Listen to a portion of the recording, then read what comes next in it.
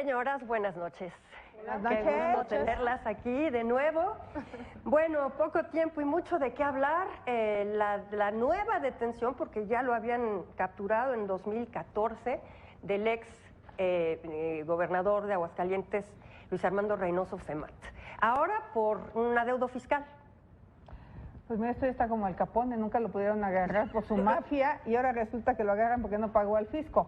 Yo sí creo que ahí ha habido una serie de omisiones, porque fue claro los abusos del poder y todo el tráfico de influencias y toda la corrupción que hubo durante su gobierno, y a través de amparos la fue liberando y ahora pues Hacienda es la que lo atrapa. Estaba acusado de peculado por 60 millones de pesos, no era un delito grave, pagó fianza y salió, eso en mayo de 2014.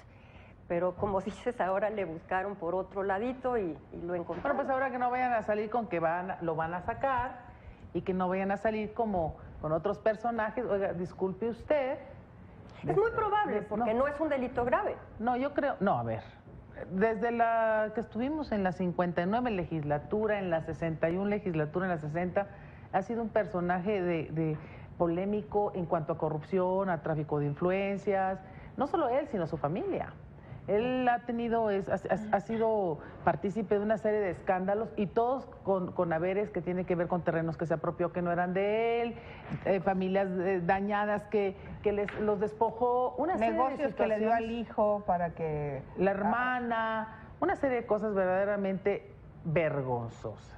Y ahora lo encuentran en Guanajuato y lo acusan de deberle 7 millones de pesos a Hacienda. Oye, yo creo hay que llamar la atención una cosa. Este problema de la judicialización de la política, o sea, a mí me parece importante que haya justicia respecto a casos como este y otros más.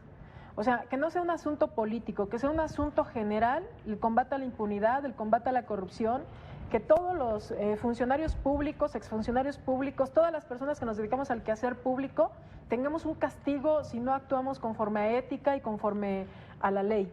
Entonces creo que esta parte es importante. Segundo, si este es un esquema de línea de combate a la impunidad, pues hay que seguirlo, porque siguen muchos más. La historia de esta persona coincide con otras historias más actuales. Escuchamos en las campañas, a propósito de las guerras sucias, de muchos otros personajes que son señalados, tanto ellos como su familia, de tener actos de corrupción, hacer actos de corrupción y no se les castiga. Entonces, creo que es importante que la sociedad demande que precisamente ese tipo de casos se le dé seguimiento y que el sistema judicial verdaderamente funcione y que haya castigo para quienes están cometiendo actos de corrupción en su momento. Mira, lo más grave de todo, y coincido con Ruth, es que si tienes una auditoría superior de la Federación que hace todas las auditorías, que no son además aleatorias, sino que son siempre de función, ¿por qué no ha pasado nada? ¿Qué pasó? ¿Por qué hasta ahorita? ¿Por qué no se le comprueba? ¿Por qué no? Todas este tipo de cosas y va por evasión fiscal, como bien dice Xochitl. Entonces,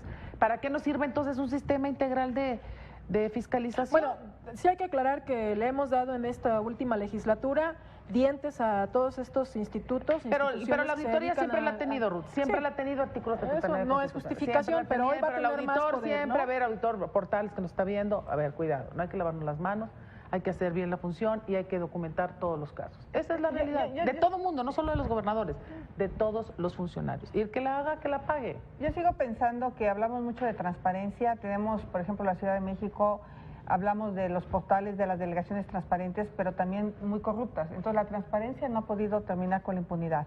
Aquí lo que yo creo que está pasando es que la auditoría es mucho de papel, mucho de documentos, y que a mí me da un poco de miedo el nuevo sistema anticorrupción, que no se siga quedando solo en el escritorio, sino que realmente se vaya a campo, se compruebe, que no se paguen obras que no tienen los avances. Que se finquen responsabilidades, ese es el tema. Sí, pero ¿sabes qué? Yo creo que finalmente en papel muchas administraciones pasan y después, pues cuando ya no funciona la línea 12 del metro, pues ahora sí a todo el mundo, pero en papel estaba terminada, pasado. Estaba entregada. El siguiente tema, ¿no?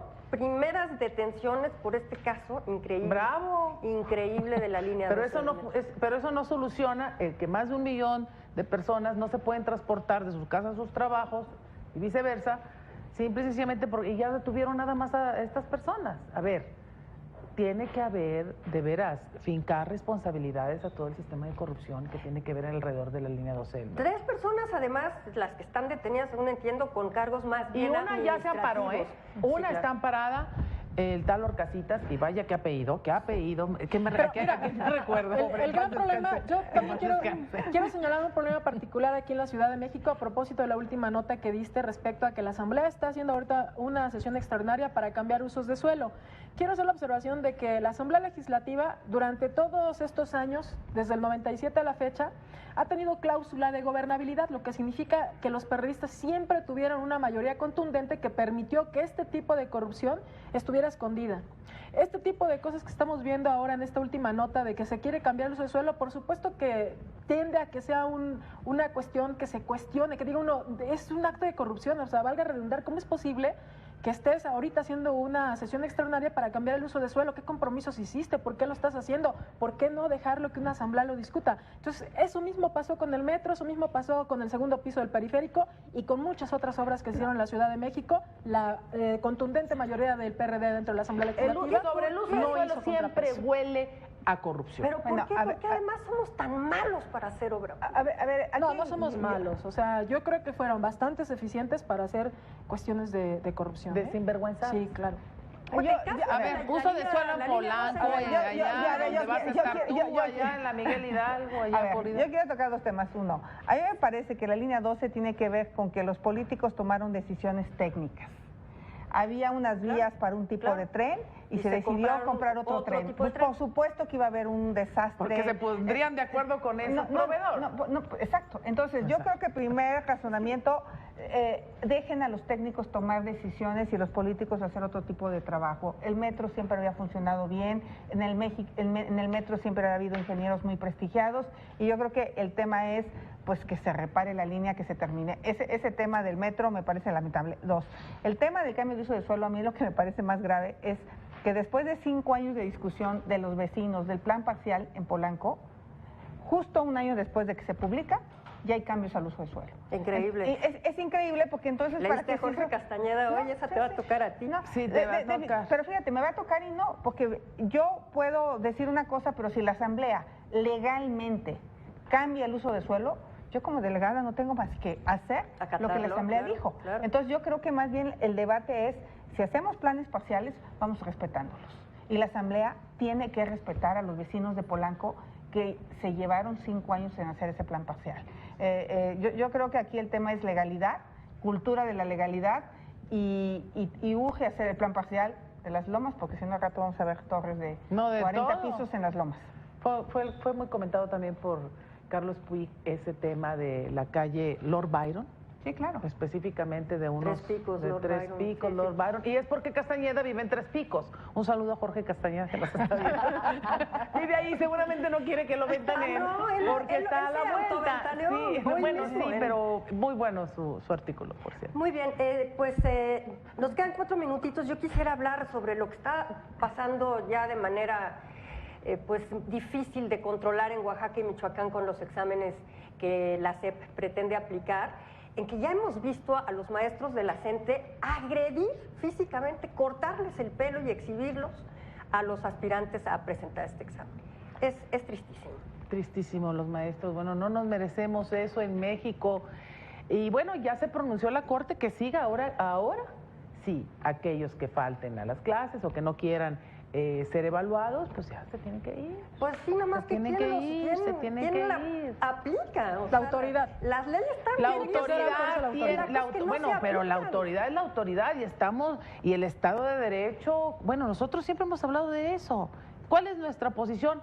La de la legalidad. ¿Cuál es nuestra posición? Que ganen los estudiantes, que gane México. No podemos estar en manos de un puñado de maestros. Lo siento mucho los que nos están viendo. Ahora además advierte la coordinadora que nos van a denunciar a los medios por daño moral.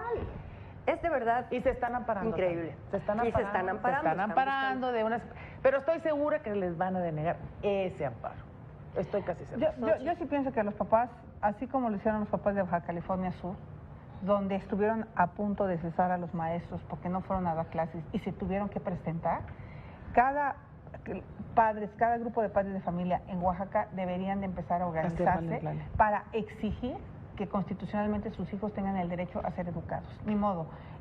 Yo creo que aquí sí necesitan participar muchísimo más los padres porque son los que tienen la fuerza para regresar a los maestros. Que no se dejen. Bueno, yo sí quiero aclarar una cosa. En Oaxaca ya hemos visto las noticias, sí los padres han organizado y ha habido confrontaciones incluso con los maestros. Golpes, claro. Ha habido confrontación física y me parece importante que la autoridad tenga que intervenir. Tiene que restablecerse el Estado de Derecho, tiene que cumplirse la ley, tiene que ponerse en orden a cualquier grupo.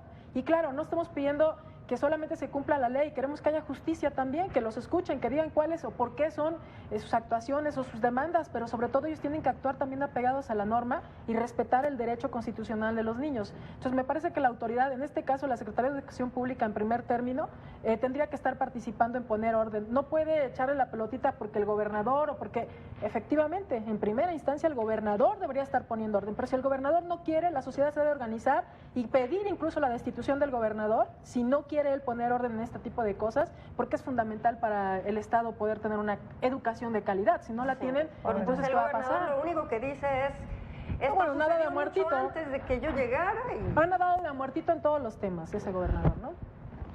es lamentable. Digo, coincido contigo, pero finalmente la responsabilidad es de la autoridad. Que la sociedad presione está muy bien, pero eso acabará ocurriendo porque Sí, pero la no le autoridad- puedes echar la pelota a los padres de familia. Sí, nomás que Tienes tiene razón, sí. pero no está pasando nada.